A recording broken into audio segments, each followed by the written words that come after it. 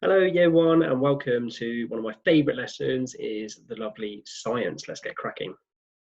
Okay, now always in our science, we start with what's called an explorer by starter.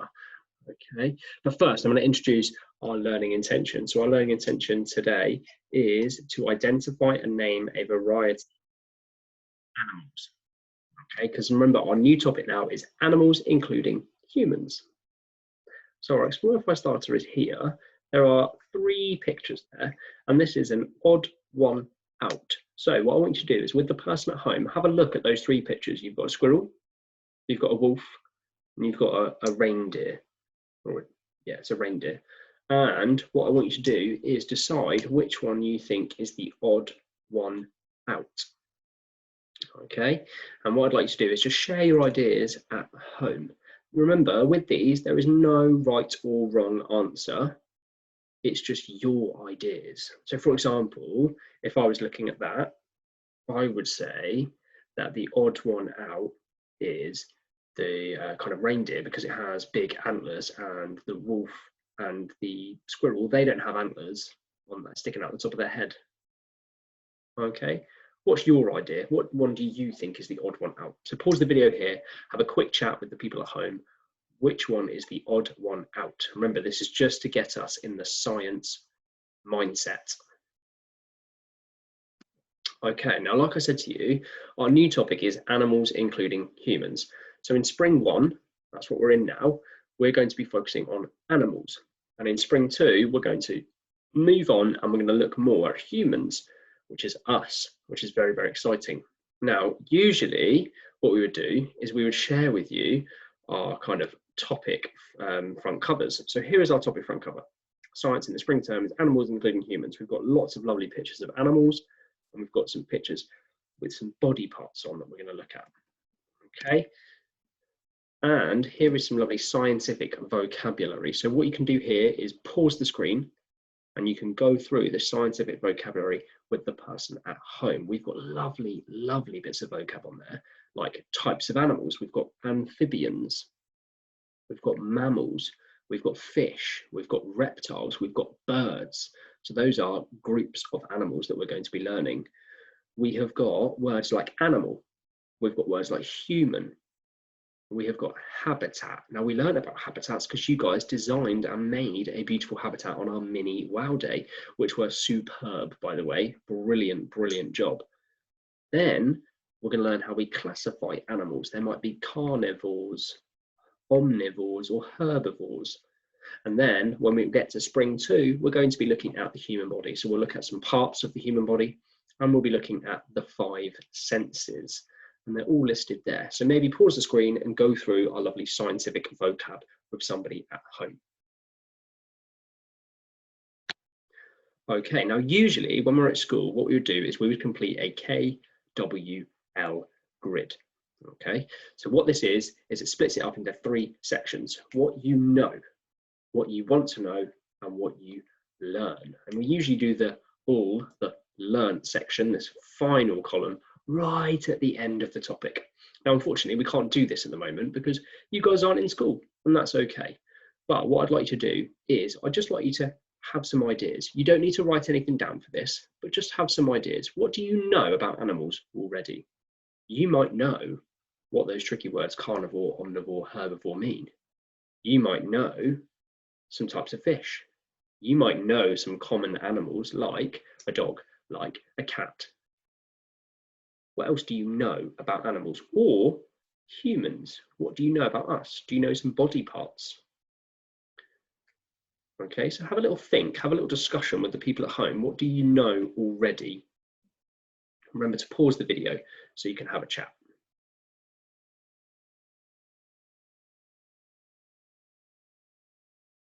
Okay, excellent work. Once you have done that, I want you to now think of some questions. Now remember, you don't need to write these down.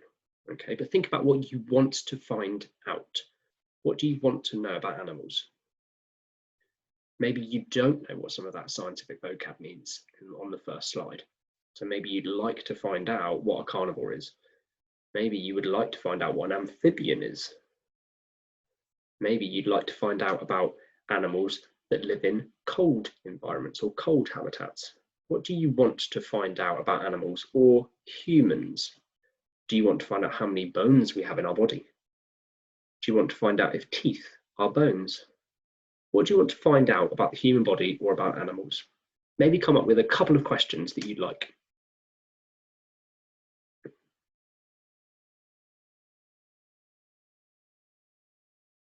Now remember, don't panic about the L section yet, this learn section. We can't do that because we haven't finished our topic. So maybe when you're back at school, we can think about all of the lovely things that we will have learned over this unit.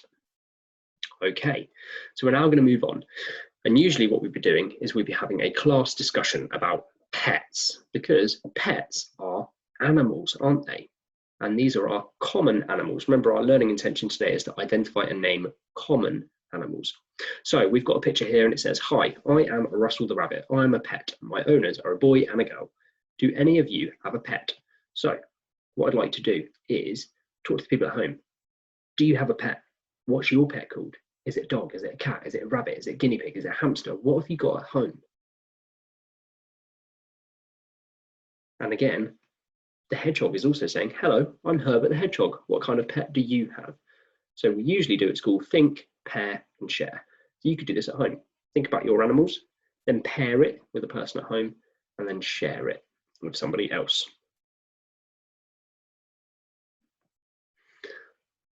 So our little friend, the rabbit, he has got some pictures of some pets, but he can't remember what animals they are. So we're going to go through these common animals, and I want to see if you recognize them. Do you know what they are? So let's see, let's have a little quiz. Okay, behind this star, there is an animal. Now, lots of you might have one of these at home. You have to take them for walks. Okay, you have to care for them, you have to look after them, you have to feed them. What do you think that is? Whoa, I'll move it around a bit. Excellent work. It is a dog. Okay, who's got a dog at home? Okay, superb. And then we've got my favorite now. Okay, move it around a bit. What have we got? We've got a cat. Okay, now I love my cats. Do you guys have a cat at home? Oh, now this one, it lives in water and it's a common pet. Any clues? Any guesses? Okay, let me see. You're right, it's a goldfish. Okay, do you have any fish at home? Maybe if you do have some pets, you could send in a picture. I'd love to know what pets you've got at home. Oh, does anyone know what this is? That's right, it's a hamster, a little hamster. Have you got a hamster at home? Oh, what's this? Hamster. Okay, yes, that's a guinea pig. Okay, and last but not least, what is this? Oh, it's a lovely bunny rabbit. Have you got a rabbit? Maybe you've got a different pet. Maybe you've got some really exotic ones. Maybe you've got a snake at home or something more exciting. If you do, let me know. So we'll have another discussion now. What do pets need to be taken care of? Animals need things just like us. They need things. Okay, what do we need to survive? We've gone through this before in one of our science lessons. Can you remember what we need to survive? Have a think. Okay, excellent. So we need food, we need water, and we need shelter. And that is exactly what our lovely pets need as well. Think about it. You feed them, don't you? You give them food. You also make sure that they have a water bowl and you fill it up regularly. And we make sure they have lovely places to sleep, indoors or outdoors. Some of our pets might be outdoor pets. Okay, so we're going to focus in on a dog. And I know that some of you have dogs. I've seen some of your dogs when you come to school and you get picked up. I've seen some of your dogs. I'll come and stroke some of your dogs. Okay, what do they need to be looked after? Pause the video, have a little chat. Okay, let's go through this then. So they need their own bed where they can rest undisturbed. So that means they've got a nice peaceful place. They need to be taken out for walks. They need a healthy, balanced diet. And they need to make sure that they're at a healthy weight. They also need clean water. They need to be groomed regularly, okay, brushed. And they need to be taken out for walks and to meet other animals or to meet other humans because they're very social. That means they like to interact with people. They like to interact with other dogs. When they're lonely, they become bored and they might bark or damage things. And I bet some of your dogs have been a bit cheeky sometimes. Okay, so today we're going to be using one of our working scientifically skills. So we looked at these in our first ever science unit. This is the ones where we completed lots and lots of experiments. So this is our working scientifically wheel. Okay, and I'm going to remind you of the key things on there. So there's asking questions, performing simple tests, saying why a test is unfair, observing and measuring, using books, videos, and the internet to find answers, recording information, looking for patterns, and explaining results. So today we're going to be focusing on recording information and explaining results. And I've got some really great activities for you to complete today. So today, you guys are going to collect information on the most favorite or most popular pet in your family. Okay, now I know you can't see them at this time, but what you could do is you could maybe video call them. You could maybe ring them. You could maybe get mums and dads and people at home, send them a text asking them what their favorite animal is. And we're going to be using a scientific method. We're going to be collecting data and we're going to use a tally chart. So this is what a tally chart might look like. Okay, so you can list some animals down the side and you can make your own tally chart at home. Now you might need mums and dads and people at home to give you a hand with this, or if you've got the option, you might be able to print screen this and use it. Okay, that would be fab. So I have made a list of some pets: a cat, a dog, a rabbit, a guinea pig, a fish, a snake, a hamster, or other, because people might like different animals and that's okay. So every time a person says one of the pets, so when you ask your family or the people that you live with, now I know there might not be lots of people in your house and that's okay. You don't need to collect lots of information. I just want to check that you can collect information. That's the most important skill. So every time a person says a pet, you draw one line, okay? So here, somebody said a rabbit, so I've drawn one nice straight line like that. Okay, if three more people choose rabbits, I would draw 3 more lines, 1, 2, 3. So I've now got 4 people are saying they like rabbits. Now this is where it gets a little bit trickier, my friends, so make sure you are listening. If one more person chose rabbits, it would make 5, okay? Now when we get to 5, we draw a funky little line, a diagonal line across like that. And that's to help us count them later because we can count in our 5s. So let me show you, if someone now said a cat was their favorite, and 5 people said it, we would do 1, 2, 3, 4, and you get to 5, you draw that diagonal line. And it just means, very simply, I can look at that information now and go, instead of having to count all those lines, I know 5 people like cats, okay? And I know 5 people like rabbits. Okay, so what I'd like you to do is collect some information in your family. What are your family's favorite pets? You could ask grannies and granddads if you've got the option by calling them. You could ask aunties and uncles. You could ask cousins. If you can reach them on the phone, that's fine. If you can't, just do the people in your house. That's absolutely fine. Okay, then what we're going to do is we're going to answer these questions and we're going to look at our information.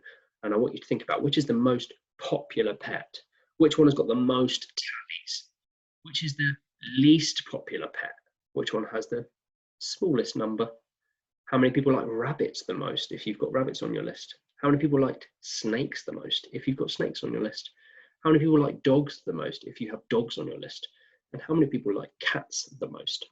So what you can do is you can create your lovely tally chart and you can take a picture of your tally chart and send it in to the Elm and Beach email account. That would be fantastic. If you really enjoyed that activity, I'm sure some of you would, you could go and look in your garden and see if there are any mini beasts or creatures there. If you wanted to do this instead of the pets, that's absolutely fine. It's your choice. Remember, you're learning at home, you can personalize it to you. So if you'd like to look for mini beasts and things in your garden instead, or maybe you could go for a walk with family members and have a look, that's absolutely fine. Okay, so it says they may not be pets. Ooh, they may not be pets, but mini beasts and other animals may be around. You could go on a walk and see what you could find.